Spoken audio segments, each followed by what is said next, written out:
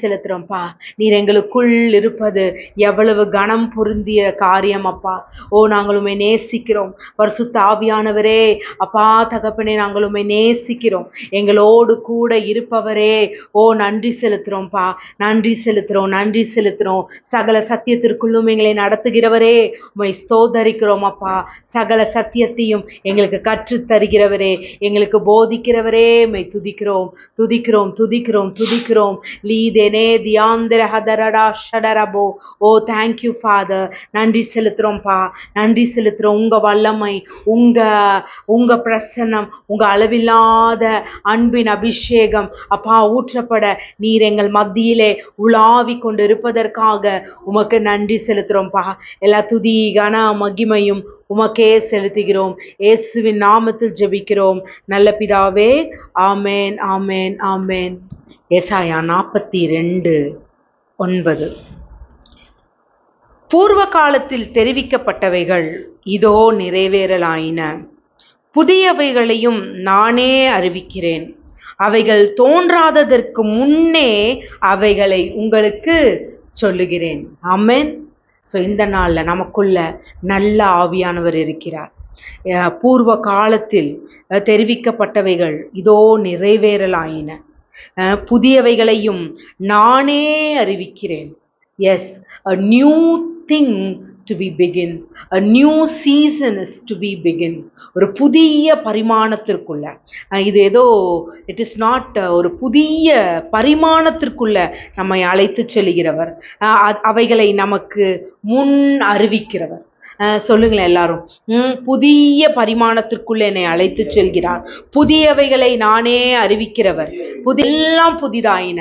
இனி என் வாழ்க்கையில நடப்பது எல்லாம் புதிதாய் இருக்கும். கிறிஸ்துவின் அந்த புதிய பரிமாணத்திற்குள்ள என்னை அழைத்து செல்கிறவராயிருக்கிறார். நன்மையானதை மாத்திரம் என் கண்கள் காணும், தீமை என் பாதையிலிருந்து விலகி ஓடும். நன்மையே என்னுடைய தலையெழுத்தாய் இருப்பதற்காக நன்றி செலுத்துறோம்ப்பா, நன்றி செலுத்துறோம். நன்றி, நன்றி அப்பா. Thank you father. இந்த பெந்தகோஸ்தே நாளிலே ஒரு புதிய அனுபவத்திற்குள்ள, புதிய பரிமாணத்திற்குள்ள எங்களை அழைத்து செல்வதற்காக உமக்கு நன்றி செலுத்துறோம்ப்பா, நன்றி செலுத்துறோம், நன்றி செலுத்துறோம். Thank you, thank you, thank you. நன்றி, நன்றி அப்பா. இந்த புதிய அபிஷேகத்திற்காக உமக்கு நன்றி செலுத்துறோம்ப்பா. இந்த புதிய நாளுக்காக, இந்த புதிய வருடத்திற்குள் எங்களை அழைத்து செல்வதற்காக உமக்கு நன்றி, நன்றி, நன்றி, நன்றி அப்பா. நன்றி செலுத்துறோம், நன்றி செலுத்துறோம், நன்றி செலுத்துறோம். Thank you father. நன்றி செலுத்துறோம். ரீடேனே ஹாதரா ஷடரபா. நன்றி, நன்றி, நன்றி, நன்றி தகப்பனே. எல்லா துதி கன மகிமையும் உமக்கே செலுத்துகிறோம். இயேசுவின் நாமத்தில் ஜெபிக்கிறோம் நல்ல பிதாவே. ஆமென். எல்லாம் புதிதாயின. சொல்லுங்களேன், எல்லாம் புதிதாயின, எல்லாம் புதிதாயின. பழையவைகள் ஒளிந்து போயின, எல்லாம் புதிதாயின. புதிதானவைகளே நம் கண்கள் காணும். இனிமேல் புதிய மகிமைக்குள்ள நம்மளை நடத்திட்டு போவாரு. யாரும் கண்டிராத, யாரும் கேட்டிராத அற்புத அடையாளங்கள் இங்கே நடக்கும். நம் குடும்பத்திலே நடக்கும், நம் சபையிலே நடக்கும், நாம் இருக்கிற பட்டணத்துல நடக்கும். விளக்கு கொளுத்தி எங்க வைக்க மாட்டாங்க? மரக்கால்ல கீழே வைக்க மாட்டாங்க. அது மாதிரி இந்த பட்டணத்திற்கு ஒளியாக நம்மளை தேவன் அழைத்து செல்கிற, புது பரிமாணத்திற்குள் நம்மளை அழைத்து செல்கிற நாளாய் இருக்கிறது. ஆமென், ஆமென். இந்த நாள் பெண்டகோஸ்டே சண்டே, பெண்டகோஸ்டல் சண்டே, பெந்தகோஸ்தே ஞாயிறு என்று கொண்டாடப்படுகிறது. ஒவ்வொரு ஞாயிறும் பெந்தகோஸ்தே ஆவியானவர் நமக்குள்ள நாள் தான். ஆனால் இந்த நாள் ஆவியானவர் அருளப்பட்ட நாளாக இது கொண்டாடப்படுகிறது. இந்த நாளில் அந்த பெந்தகோஸ்தே அனுபவத்திற்குள்ள, அந்த பெந்தகோஸ்தேன் அனுபவத்திற்குள்ள, அந்த அழைப்புக்குள்ள நம்மளை அழைத்து வந்த தேவன் பெரியவராக இருக்கிறார், ரொம்ப நல்லவராக இருக்கிறார். சத்திய ஆவியானவர் நமக்குள் வந்து வாசம் செய்வது எவ்வளவு நலம். அவர் இல்லைன்னா நம்ம இந்த சத்தியத்தை அறிந்து கொண்டிருக்க முடியாது, கிறிஸ்துவை அறிந்து கொண்டிருக்க முடியாது.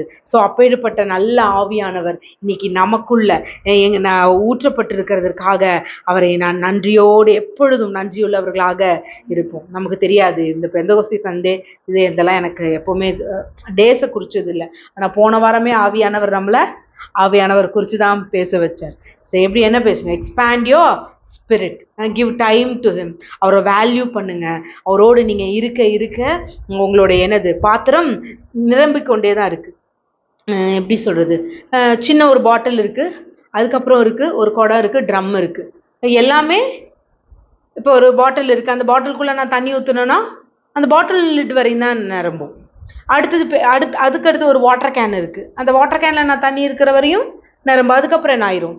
வழிஞ்சிரும். ஸோ இட்ஸ் ஓவர்ஃப்ளோன்றது எல்லாத்துக்குமே நடக்கும். ஆனால் இந்த ஓவர்ஃப்ளோ எப்போ நடக்கணும்னு நீங்கள் தீர்மானிக்கிறீங்களோ அப்போ நடக்கும்.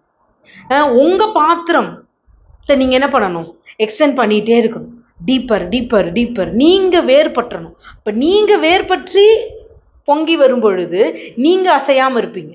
பொங்கி வரும்போது என்ன வேணால் நடக்கும், சூழ்நிலைகள் நம்மளை வேற மாதிரி நடத்தும்.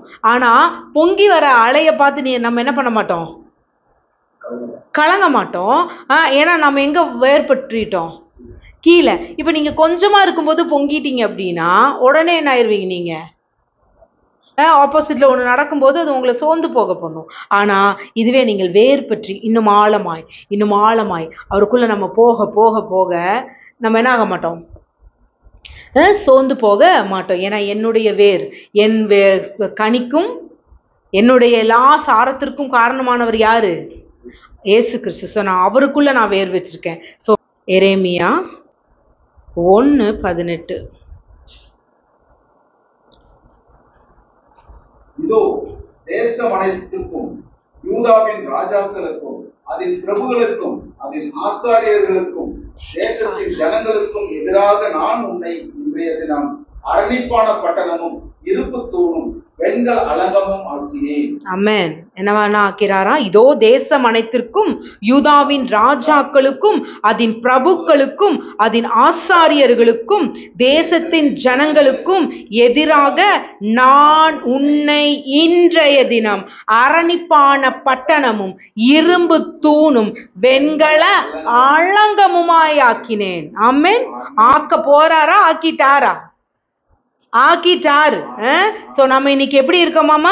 ஐ ஆம் த ஃபார்ட்டிஃபைட் சிட்டி. நான் தான் அரணிப்பான பட்டணம். அயன் பில்ல, இரும்பு தூணு, வெண்கல அலங்கமும் ஆக்கினேன்.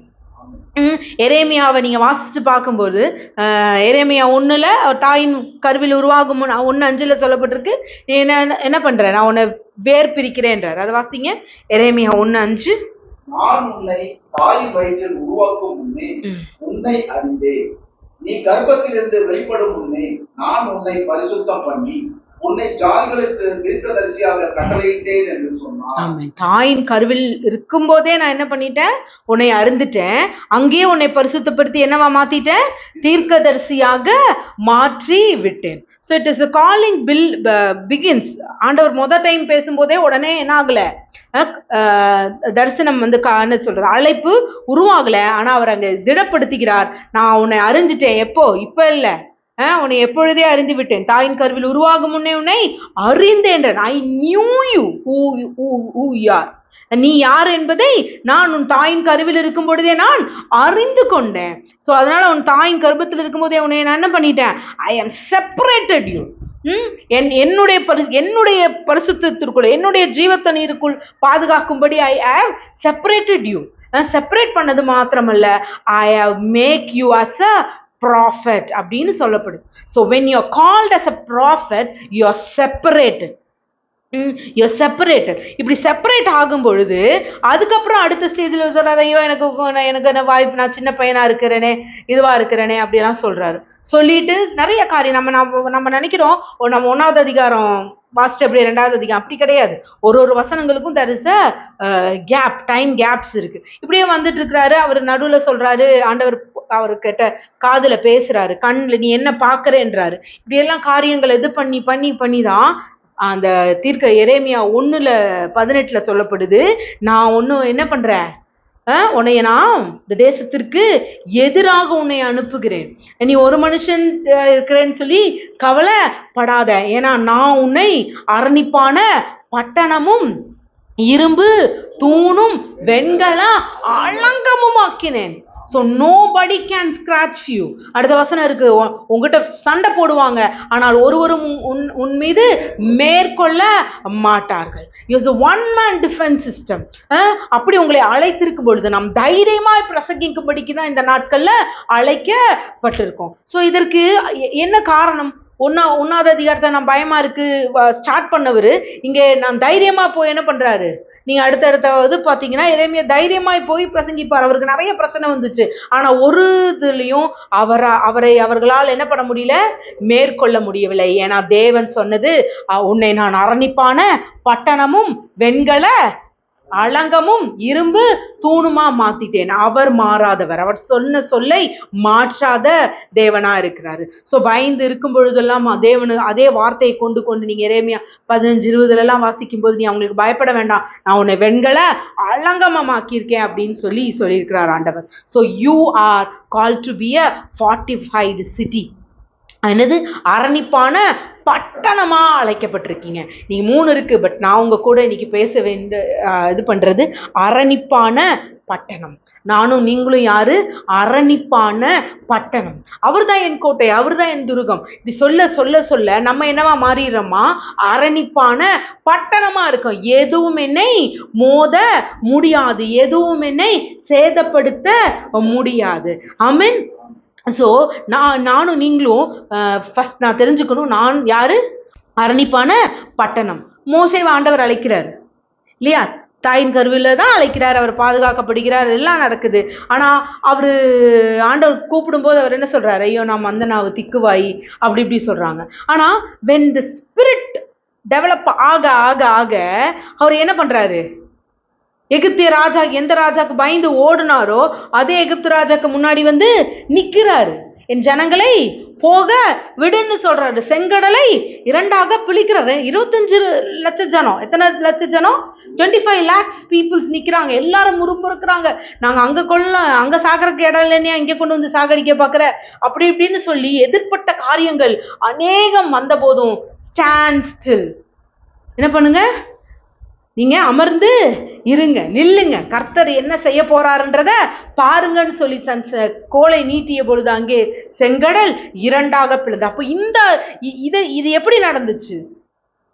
Developing in the spirit. அவரை யார் என்று அறிந்து தங்களுடைய கெப்பாசிட்டிய ஆவியானவருக்கு தங்களை விட்டு கொடுத்து அவங்க எப்படி நிக்கிறாங்க? ராட்சதர்களாக, ஆவியிலே ராட்சதர்களாக, ஆவியினாலே இசைவாய் கட்டப்பட்டு அவர்கள் எல்லாம் ராட்சதரா நின்னாங்க. ஆபிரகாம் அழைக்கிறார் தேவன். ஆபிரகாம் அழைத்த பொழுது தனியா அவனை திரளாக பெருக பண்ணுவேன், அறிவரும் வந்துட்டாரு. ஆனா போக போக போக இல்லையே, இவன் தானே என்னுடைய பிள்ளையா இருக்கான், என்னோட பங்காளி தான் என்ன ஆயிட்டான், என்னோட வாரிசா மாறிட்டான்னு சொல்லும்போது ஆண்டவர் எங்க கூட்டிட்டு போறாரு? வெளியில கூட்டிட்டு போய் நட்சத்திரத்தை பாரு, மணலை பாரு அப்படின்னு சொல்லி காண்பிக்கும் பொழுது, அப்போ அதுக்கப்புறம் அவருக்கு இதே தான் வருது. எப்பெல்லாம் இவருக்கு சோர்வு வருதோ, எப்பெல்லாம் இல்லையே எனக்கு குழந்தை இல்லையேன்னு டயர்ட் ஆகும் போதெல்லாம் அவர் எதை பாக்குறாரு? நைட்ல நட்சத்திரத்தை பார்த்திருப்பாரு, காலையில போகும்போது மணலை பார்த்திருப்பாரு. இல்ல ஆண்டவர் சொன்ன வார்த்தை, மணலத்தையா என்னை பெருக பண்ணுவேன் இருக்கிறாரு, நட்சத்திரங்களை போல பெருக பண்ணுவேன் இருக்கிறாரு. இப்படின்னு இவர் அதை டிக்ளேர் பண்ண இவர் என்ன பண்ணிட்டாரு? இவர் ஸ்பிரிட்டு என்லார்ஜ் ஆயிட்டே இருக்கு. ஸோ இங்க இவங்கெல்லாம் என்னவாயிட்டாங்க? ஆவியிலே ராட்சதர்களாய் எழும்பி நின்னாங்க. அதனாலதான் எந்த ஒரு சூழ்நிலையும் அவர்களை அசைக்கவே முடியவில்லை. இப்படி பைபிள்ல நிறைய பேர்த்த சொல்லிட்டு போலாம். கிதியோன் ஆண்டவர் பராக்கிரமசாலியன் கூப்பிடுறாரு. ஆனா அவர் பராக்கிரமசாலியாவா இருந்தாரு, பயந்தாங்கோலியா இருந்தாரு. ஆனா ஆண்டவர் அவரை பலப்படுத்த கடைசியில கிதியோனுடைய பட்டயம் கர்த்தருடைய பட்டயம்னு சொல்ற அளவுக்கு அந்த தேசத்தையே அவர் என்ன ஆனாரு? ஆசீர்வதிக்கும்படிக்கு ஒரு இரட்சகராக அந்த நல்ல நியாயாதிபதிகள் இதுல கிதியோன் மாறினார். இப்படி பலரை சொல்லிக்கிட்டே போலாம். ஆவியில நீங்க வளரும் பொழுது, நீங்கள் ஆவியில நீங்கள் பலன் கொண்டு தைரியமாய் இருக்கும் பொழுது, நீங்க உங்களுடைய ஆவியில நீங்க பெருக்கெடுத்து ஓடுவீர்கள். அப்பொழுது தேவன் சொன்ன வார்த்தை உங்கள் வாழ்க்கையில I am a fortified city. நான் தேவனுடைய அலங்கமாக அழைக்கப்பட்டு இருக்கிறேன். ஸோ இந்த அலங்கமாக அழைக்கப்பட்டிருக்கிறதுக்கு எரேமியாவுக்கும் யாருக்கு என்ன தேவைப்பட்டுச்சு? ஒரு சப்மிஷன் தேவைப்பட்டுச்சு. when they submit to the Lord, when they submit to the Lord, அங்க என்ன நடந்துச்சு? ஒரு டிரான்ஸ்ஃபர்மேஷன் நடந்துச்சு. பட்டர்ஃப்ளை, ஒரு புழு, அது பார்க்கறதுக்கு எப்படி இருக்கு? புழு மாதிரி தான் இருக்கு. ஆனா புழு அங்க பறக்கிற பட்டாம்பூச்சியை பார்த்து என்ன பண்ணிட்டு இருந்திருக்கும்? அச்சோ, இதெல்லாம் பறக்குதே, நான் மட்டும் புழுவா இருக்கனேன்னு நினைச்சிருக்கோம். ஆனா அதுக்கு தெரியாது அதுவும் அது போலதான் மாறும்ட்டு. ஆனா அது அந்த பட்டாம்பூச்சியை பார்த்து கொண்டு இருக்கும் பொழுதே இங்கே அது நான் புல்ல சாப்பிட்டுட்டு இருக்கேன், நான் அதை சாப்பிட்டுட்டு இருக்கேன்னு நினைக்காம, இல்ல இப்படி ஒரு மாற்றத்திற்குள் நானும் போவேன் அப்படின்னு சொல்லி அந்த பட்டாம்பூச்சிய தன்னுடைய கோலாக பார்க்கும் பொழுது இங்கே தனக்கும் என்ன ஆயிட்டு இருக்கு? மாற்றங்கள் நடக்கும். எப்போ? when பட்டாம்பூச்சி submit to it. நான் புழுவா இருக்கேன், ஆனா நான் அப்படியே புழுவா இருக்க மாட்டேன். அடுத்தது என்னவா மாறுவேன்? நான் பட்டாம்பூச்சியாக மாறுவேன். தன்னுடைய ஆனா அது மாறும்போது அதுக்கு என்ன பண்ணும்? வலிக்கும்.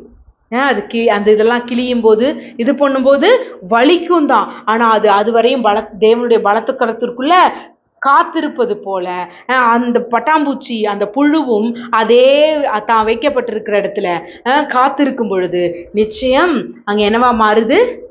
பட்டாம்பூச்சியாக மாறுது. ஸோ இன்னைக்கு நானும் நீங்களும் அப்படிதான்.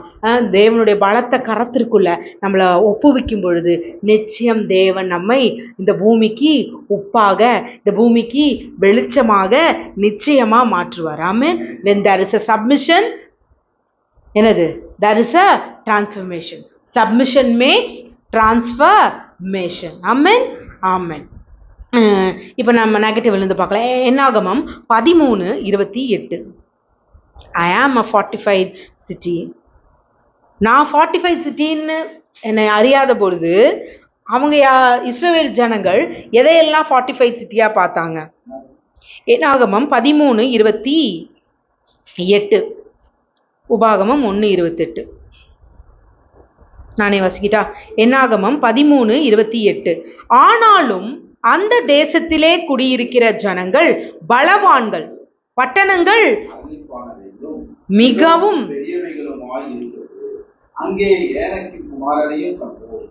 இப்ப எதை சொல்றாங்க? இது யாருக்கு கொடுக்கப்பட்ட பட்டணம் தான்? தேவனுடைய பிள்ளைகளுக்கு, இஸ்ரவேலர்களுக்கு கொடுக்கப்பட்ட பட்டணம் தான். ஆனா கொடுக்கப்பட்ட பட்டணம் என்னவா இருக்கு? யார் கையில இருக்கு? கானானியர்கள் கையில இருக்கு. அப்ப இத உளவு பார்க்க இவங்க போறாங்க. அப்ப உளவு பார்க்க போகும் பொழுது இவங்க என்னவா பாக்குறாங்க? அங்க ஏனோக்கியரை பாக்குறாங்க. தேவன் இவங்களுக்கு கொடுத்த ஆசீர்வாதத்தை பார்க்கல. ஏன்னா இவங்க இன்னும் என்ன பண்ணல? ஆவியில வளரல. தங்களுடைய தேவன் யார் என்பதை இவங்க தெரிஞ்சுக்கல. அதனால அந்த பட்டணம் உங்களுக்கு அரணிப்பா இருக்கு. அங்க இருக்கிற ஏனோக்கியர்கள் பெரிதாக இருக்குது. 1:28. நாம் எங்கே போகலாம்? அந்த ஜனங்கள் நம்மை பார்க்கிலும் பலவான்களும் நெடியவர்களும் அவர்கள் பட்டணங்கள் பெரியவைகளும் வானத்தை அளவும் மதில் உள்ளவைகளுமாய் இருக்கின்றதென்றும் ஏனோக்கியரின் புத்திரையரையும் அங்கே கண்டோம் என்றும் நம்முடைய சகோதரர்கள் சொல்லி நம்முடைய இருதயத்தை கலங்க பண்ணினார்கள் என்று சொன்னீர்கள். என்ன பண்ணாங்களாம்? அங்க ஏனோக்கு இருக்காங்க, அது அலங்கமான பட்டணம், அப்படி இப்படின்னு சொல்லி என்ன பண்ணிட்டாங்க? இருதயத்தை கலங்க பண்ணினார்கள். இவங்க ஸ்பிரிட்ல டவுனா இருக்கிற வரையும், தங்களுடைய தேவன் யார் என்ற அறிவு இல்லாத வரையும் எதிரியை பார்த்து என்ன பண்ணிட்டே இருப்பாங்க? ஐயோ அவன் எனக்கு இப்படி பண்ணிடுவான், ஐயோ எங்களுக்கு அப்படி பண்ணிடுவான், அந்த ஆவி இருக்குங்க இங்க, இந்த ஆவி இங்க செயல்படுதுங்க, அந்த ஆவி இங்க பண்ணுதுங்க. செயல்படுறவன் தான், ஆனா என்னையும் உங்களையும் அவன் ஒன்றும் செய்ய முடியாது. அவன் நம்மை மேற்கொள்ள முடியாது. இந்த நாள்ல அப்படி நீங்க பயந்துட்டு இருப்பீங்கன்னா நான் உங்களை சொல்றேன், உங்களில் இருப்பவர் பெரியவர். இந்த உலகத்தில் இருப்பவனை விட உங்களில் இருப்பவர் பெரியவர். அவனால உங்களை ஒண்ணுமே என்ன பண்ண முடியாது? செய்ய முடியாது. தங்களுடைய பலம் என்னதென்று தெரியாத வரைக்கும் நம்ம என்ன ஆயிட்டே இருப்போம்? அடிமைப்பட்டு கொண்டே தான் இருப்போம். ஆண்டவர் இவங்களை பெரிய அற்புதங்களை செஞ்சு எங்க கொண்டுட்டு வந்துட்டாங்க? எகிப்திலிருந்து கூட்டிட்டு வந்துட்டாரு. இவங்க வழியெல்லாம் போறாங்க. வழியில போகும்போது இவங்களுக்கு பலன் தெரியல. நம்ம என்னாகமத்துல வாசிக்கும் போது நம்ம பார்த்தோம், இஸ்ரவேலர்கள் வராத பார்த்துட்டு என்னது எமோரியர்கள் எபூசியர்கள் எல்லாம் பார்க்குறோம். ஐயோ புல்லையே இவங்க வந்துட்டாங்கன்னா என்ன பண்றது, மாடு புல்லு மேயறது மாதிரி நம்மள மேய்ஞ்சிட்டு போயிடுவாங்க. அப்படி ஒரு சந்ததியா தான் இஸ்ரவேலரை பார்த்தாங்க. ஆனா இஸ்ரவேலர்களுக்கு தங்களுடைய வலிமை இன்னதென்று தெரியாததுனாலதான் அவங்கள பார்த்து பயந்தாங்க. எதிரியை பார்த்து இஸ்ரவேலருக்கு பயந்தாங்க. ஆனா தேவன் இவர்களை பலத்த ஜாதியாக வைத்திருந்தார். ஆமென். ஸோ இன்னைக்கு என்னையும் உங்களையும் அப்படிதான் ஆண்டவர் வச்சிருக்கிறார். பலத்த துருகமாக, பலத்த கேடயமாக இந்த நாள்ல நம்மள தேவன் வைத்திருக்கிறார். ஸோ இப்படி இதயத்தை அப்போ when they are not developed in the spirit, தேவனை குறித்த அறிவு இல்லாத பொழுது இவங்க என்ன பண்ணிட்டு இருக்காங்க, எதிர்ப்பாளரை பார்த்து பயந்து கொண்டேதான் இருந்தாங்க. 1 நாளாகமம் 11:5. 1 நாளாகமம் 11:5. Oh, thank you, Father. 5. அப்பொழுது எபூசின் குடிகள் தாவீதை நோக்கி, நீ இதற்குள் பிரவேசிப்பதில்லை என்றார்கள். ஆனாலும் தாவீது சீயோன் கோட்டையை பிடித்தான், அது தாவீதின் நகரமாயிற்று. ஆமென். சோ நீ பிடிப்பதே இல்லை, உன்னால செய்ய முடியாது. நாங்க ஆனாலும் தாவீது, சொல்லுங்களேன், ஆனாலும் தாவீது சீயோன் கோட்டையை பிடித்தான், அது தாவீதின் நகரம் ஆயிற்று. உன்னால இதை செய்ய முடியாது, உன்னால அதை செய்ய முடியாது அப்படின்னு சொல்லும் பொழுது அங்கே நம்ம தங்கி இருக்க வேண்டிய அவசியம் இல்லை, நம்ம சோர்ந்து போக வேண்டிய அவசியமே இல்லை.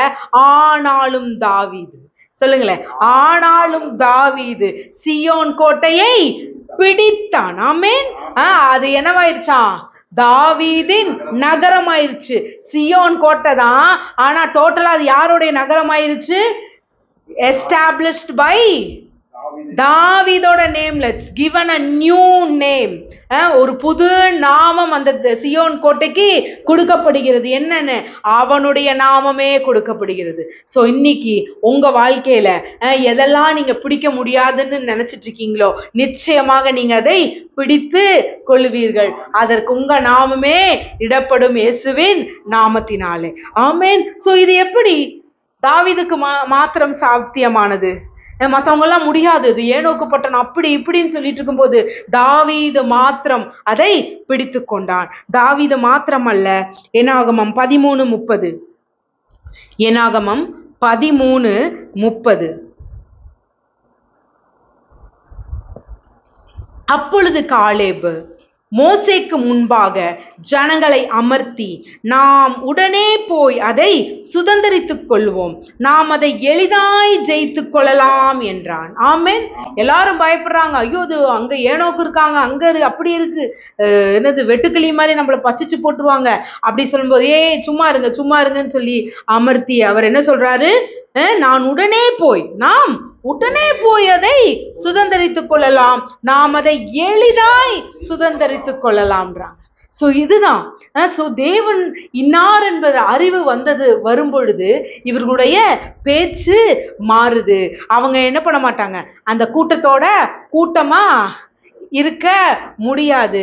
நீங்க கூட்டத்தோட கூட்டமா இல்லைன்னா உங்களை பத்தி தப்பா தான் பேசுவாங்க. அதை பத்தி எல்லாம் கவலைப்பட வேண்டிய அவசியம் கிடையாது. எப்போ ஆண்டவர் என்கிட்ட இதை சொல்லி இருக்கிறாருன்றதுல நீங்க உறுதியா இருக்கும்போது நீங்க இந்த கூட்டத்தை பார்த்தெல்லாம் பயப்பட வேண்டிய அவசியமே இல்லை. ஆண்டவருக்கு தேவை ஒரு கீழ்ப்படிதலுள்ள மகன், ஒரு கீழ்ப்படிதலுள்ள மகள். ஒன்னே ஒண்ணுதான், ஆண்டவர் உங்களுக்கு சொல்லியிருக்கிறாரான்றதான் முக்கியம். ஆண்டவர் அதை உங்களுக்கு சொல்லியிருந்தா நீங்க முழு நிச்சயமாய் நம்பி அங்கே தைரியமாய் நீங்க என்ன பண்ணலாம், நிக்கலாம்.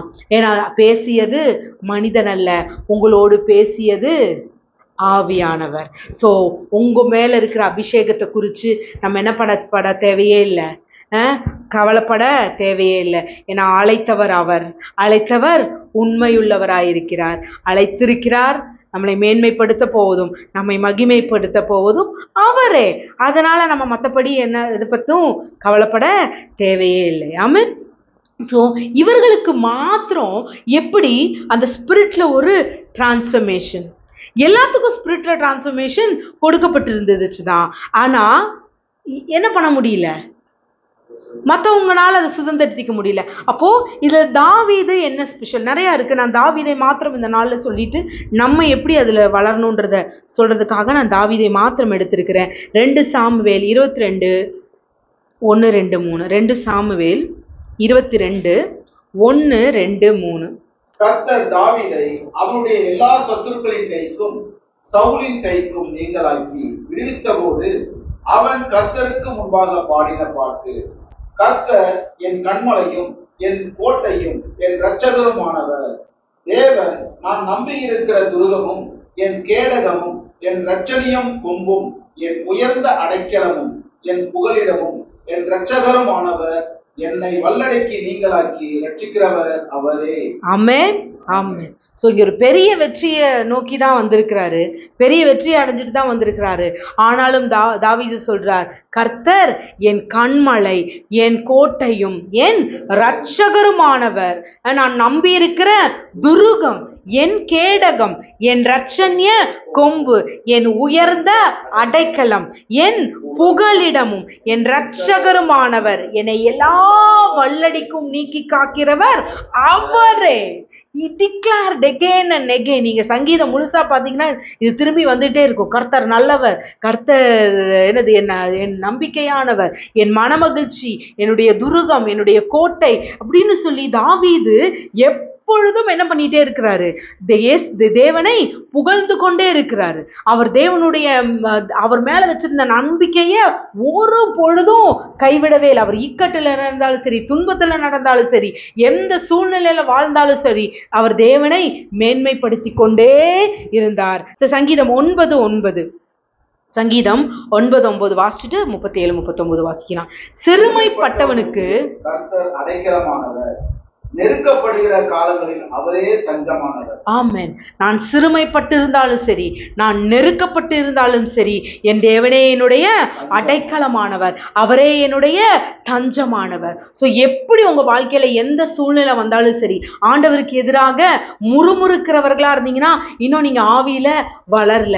எந்த ஒரு சூழ்நிலையா இருந்தாலும் தேவனுடைய அடைக்கலம், தேவனுடைய தஞ்சம், நான் நம்பி இருக்கிற துருகம், அவரே என்னுடைய கண்மலை, அவரே என்னுடைய கோட்டை, இப்படி சொல்ல சொல்ல என்ன ஆயிட்டே இருக்கிறார். இவர் கோட்டையாக மாறுவது தாவீதுக்கு தெரிஞ்சிருக்கும் நிச்சயமாக.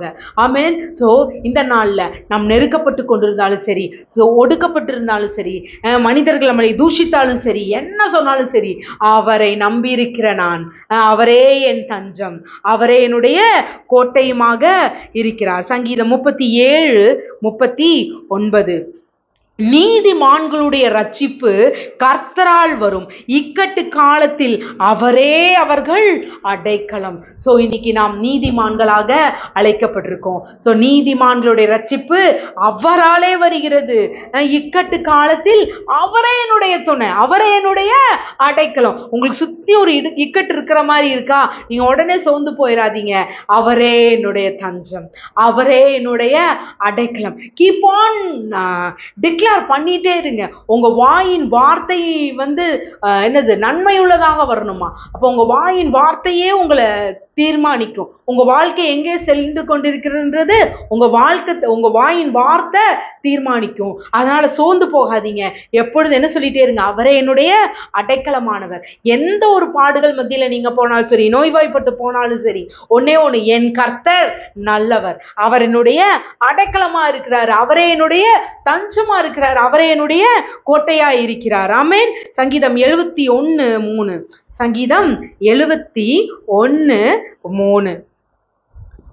நான் எப்பொழுதும் வந்தடையத்தக்க கண்மலையாயிரும், என்னை இரட்சிப்பதற்கு கட்டளையிட்டீரே, நீரே என் கண்மலையும் என் கோட்டையுமாயிருக்கிறீர். ஆமென். அவரே நம்முடைய கண்மலை, அவரே நம்முடைய கோட்டையாக இருக்கிறார்.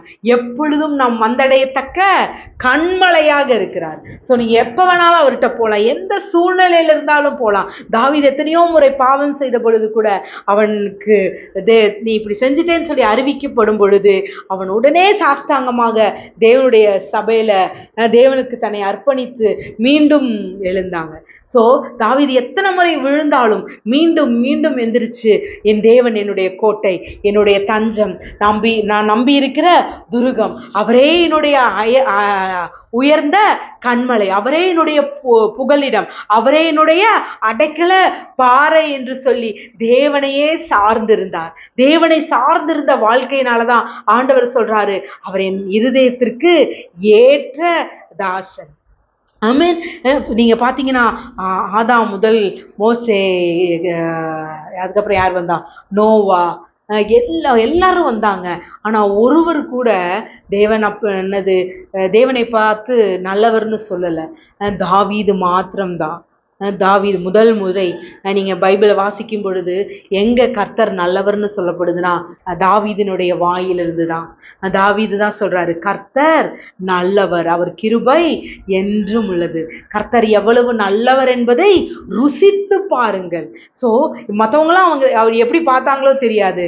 ஆனால் தாவீது மாத்திரம்தான், God is good, God is so good, அவர் நல்லவர், அவர் என் கண்மலை, அவர் என் தஞ்சம், அவர் என்னுடைய கோட்டை, அவர் என் புகலிடம், அவர் என் அடைக்கல பாறை, நான் நம்பி இருக்கிற துருகம் அவரே, என் நேச மணவாளன் அவரே, அவர் என்னை எல்லா இக்கட்டுகளிலிருந்தும் தூக்கி காக்கிறவர், அவரே என்னுடைய இரட்சண்ய கொம்பு, என்னை புது எண்ணெயால் அபிஷேகம் செய்கிறவர் அவரே, அவருடைய ரசத்தினால் என்னை திருப்தியாக்குகிறவர் அவரே, அவருடைய மன மகிழ்ச்சியே என்னுடைய நல்ல ஔஷதமாய் இருக்கிறது, அவருடைய மகிழ்ச்சியே என்னுடைய பலனாயிருக்கிறது.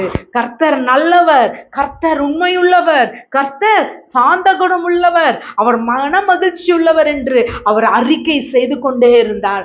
அதனால் தான் நீ சீயோன் கோட்டையை பிடிக்க முடியாது என்று எதிரிகள் சொன்ன பொழுது, இல்ல நான் அதை பிடித்து கொள்ளுவேன் என்று சொல்லி அந்த கோட்டைக்கு பேர் என்னவா மாறுது, தாவீதின் நகரமா மாறுது. காலேப் சொல்றாரு, நாம் எளிதாய் போய் சுதந்திரித்து கொள்ளலான்ட்டு. ஆனா இவங்கெல்லாம் முடியாதுனாங்க. ஆனா இவர்கள் யாரும் அந்த தேசத்துக்குள்ள போக முடியல. ஆனா கிட்டத்தட்ட 80 வயதாகும் பொழுது யோசுவாட்ட போய் சொல்றாரு, அந்த மலை தேசத்தை எனக்கு தாரும், நான் அதே பலன்ல இருக்கேன். எப்ப நான் எளிதாய் சுதந்திரத்துக்கலாம் 40 வயசுல சொன்னா அதே பலத்தோட தான் இன்றும் நான் இருக்கிறேன் என்று சொல்லி காலேப் மீண்டுமாய் அந்த தேசத்தை அவர் சுதந்திரித்துக் கொள்கிறார். ஸோ தேவனுக்கு காத்திருக்கிறவர்கள் ஒரு பொழுதும் கெட்டு போவதில்லை, ஒரு பொழுதும் பலன் சோர்ந்து போவதில்லை. ஏன்னா we are filled with the spirit.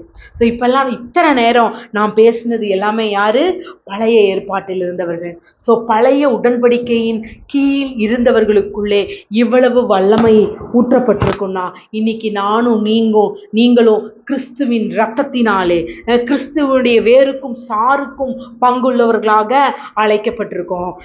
அன்னைக்கெல்லாம் வந்து அவங்க மேல கொஞ்ச நேரம் தங்கினாரு. அப்படி இருந்தவர்களே தாவீது பேச பேச அவன் கோட்டை, அவரை என் தஞ்சம், அவர் என்னுடைய துருகம்னு சொல்ல நீங்க என்ன நினைக்கிறீங்க? அவர் கோட்டையா வந்து இவரை பாதுகாத்தார் தான். ஆனா என்ன ஆச்சுன்னா, உண்மைக்கு நான் விசுவாசிக்கிறேன், இவர் கோட்டையாக மாறிவிட்டார். யாரு? தாவீது ஒரு கோட்டையாக மாறுறாரு, அவர் கண்மலையா மாறுறாரு, அநேகர் தஞ்சமடைகிற ஒரு அடைக்கல பட்டணமாக தேவன் தாவீதை மாற்றுகிறார்.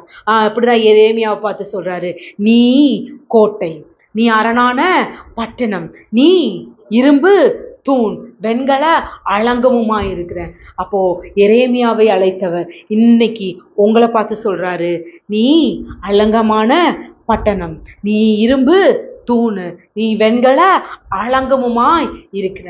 எப்படி? ஏன்னா இன்னைக்கு இயேசு கிறிஸ்துவின் மூலமாக பரிசுத்த ஆவியானவர் அளவில்லாமல் ஊற்றப்பட்டு இருக்கிறார். அன்னைக்கு அவங்க கூட, இன்னைக்கு சத்தியாவியானவர் என்னோடு கூட இருக்கிறார். சோ அலங்க பட்டணமாகி எனக்குள்ள இருக்கிறார், உங்களுக்குள் இருக்கிறார்.